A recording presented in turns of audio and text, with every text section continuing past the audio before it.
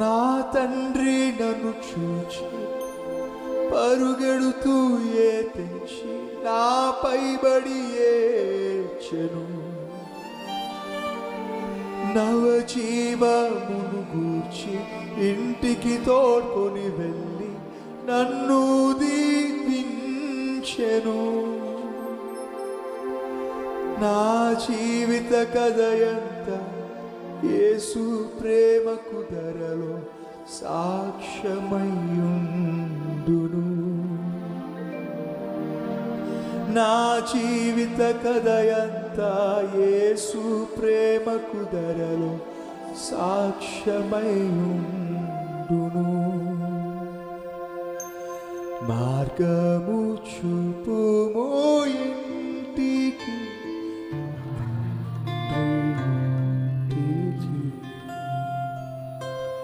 మాధుర్య ప్రేమ ప్రపంచము చూపించు కంటికి. మార్గము చూపుము ఇంటికి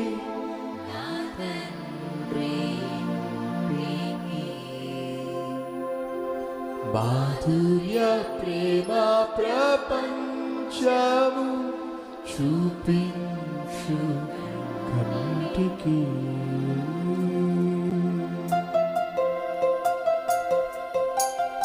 మనస్ఫూర్తిగా పాడదాం, ఎవరు మౌనంగా ఉండొద్దు. పాప మమతల చేత పారిపోయిన నాకు ప్రాప్తించే క్షామము, పశ్చాత్తాపం నుండి అదృక్షమ కోరుతాను. పప్పుకు క్షేమము ప్రభువా, నీదు సిలువ ముఖము చెల్లని నాకు పుట్టించే ధైర్యము. మార్గము చూపుము ఇంటికి నా తండ్రి ఇంటికి. మాధుర్య ప్రేమ ప్రపంచము చూపించు కంటికి. మార్గము చూపుము ఇంటికి నా తండ్రి ఇంటికి. మాధుర్య ప్రేమ ప్రపంచము చూపించు కంటికి.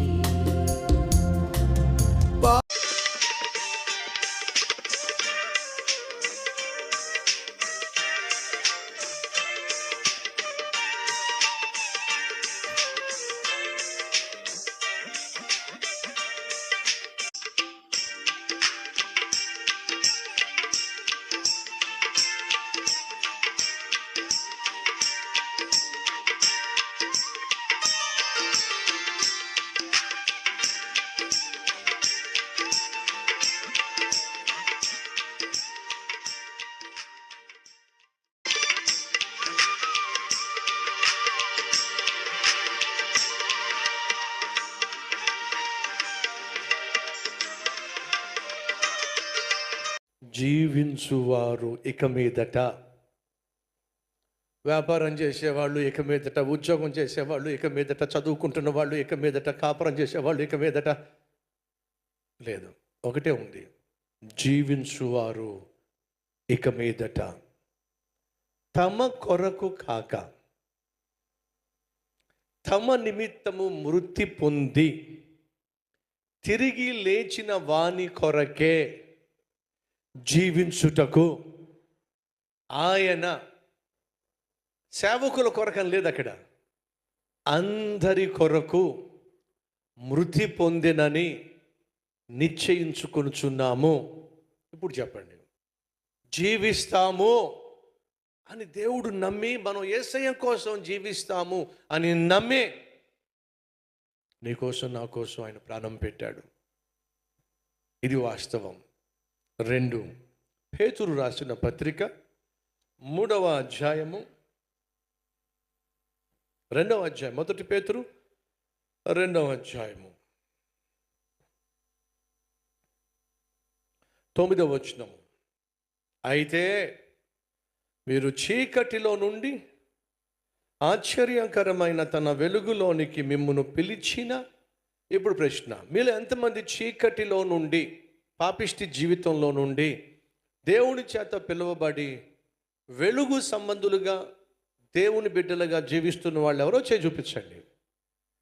రైట్. ఇప్పుడు సేవకుల గురించి, సేవకులు కాని వారి గురించి ఇక్కడ ప్రస్తావన లేదు. అక్కడ కూడా ఆ ప్రస్తావన లేదు. జీవించే వాళ్ళు దేవుని కోసమే జీవిస్తారని దేవుడు నమ్మి మన కోసం ప్రాణం పెట్టాడు. అనగా బ్రతికి ఉన్న మనము ప్రధానంగా ఎవరి కోసం బ్రతకాలి? దేవుని కొరకు బ్రతకాలి. 2, చీకటిలో నుండి ఆశ్చర్యకరమైన తన వెలుగులోనికి మిమ్మును పిలిచిన వాని గుణ అతిశయములను ప్రచురము చేయు నిమిత్తము. చీకట్లో నుంచట వెలుగులోనికి పిలువబడిన వాళ్ళట ఎందుకు చీకటిలో నుండి వెలుగులోనికి పిలువబడ్డారు? ఎందుకు మరణంలో నుండి జీవంలోనికి పిలువబడ్డారు? ఎందుకు నరకానికి పోయే వాళ్ళు కాస్త పరలోకానికి వెళ్ళే మార్గానికి పిలువబడ్డారు అని అంటే, చీకటిలో నుండి ఆశ్చర్యకరమైన తన వెలుగులోనికి మిమ్మును పిలిచిన వాని గుణ అతిశయములను ప్రచురము చేయు నిమిత్తము. ఏర్పరచబడిన వంశమును, రాజులైన యాజక సమూహమును, పరిశుద్ధ జనమును, దేవుని సొత్తైన ప్రజలునై ఉన్నారు. ఎవరు మనం? దేవుని ప్రజలం. ఎవరు మనం? దేవుని యొక్క రక్తము చేత విలువ పెట్టి కొనబడిన వారు. ఎవరు మనం? రాజులైన యాజక సమూహము మనం. ఎవరు మనం? ఆయన గుణ అతిశయములను ప్రచురము చేయుటకు ఏర్పరచబడిన వంశం మనం. మర్చిపోకండి ఈ వాస్తవాన్ని. దేవుడు మనల్ని ఏర్పరచుకున్నదే ఆయన ప్రేమను ప్రకటించటానికి, సిలువను గూర్చిన వార్తను, సత్యాన్ని లోకానికి ప్రచురింప చేయటానికి. యాజక సమూహముగా మనల్ని ఏర్పరచుకున్నాడు. తన సొత్తైన ప్రజలుగా మనల్ని ఏర్పరచుకున్నాడు. ఉద్యోగము, వ్యాపారం అని చెప్పేసి దేవుని సేవను నిర్లక్ష్యం చేసి ఎవరు తాపత్రయపడినా వినండి, అందులో మీకు ఆశీర్వాదం ఉండదు. మీరు ఎంతైనా సంపాదించండి,